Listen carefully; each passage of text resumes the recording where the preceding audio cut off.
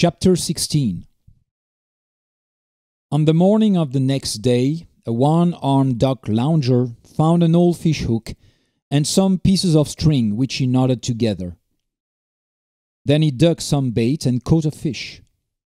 Being hungry and without fire, he traded with the coster's cook for a meal, and before night caught two more, one of which he traded, the other sold. He slept under the docks, paying no rent, fished, traded, and sold for a month, then paid for a second-hand suit of clothes and the services of a barber.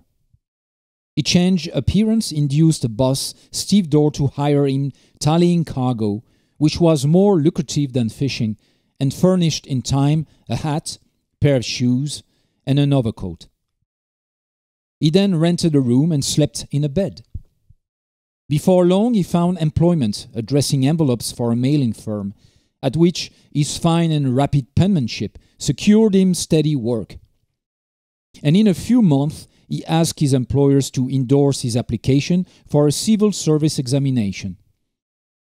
The favor was granted, the examination easily passed, and he addressed envelopes while he waited.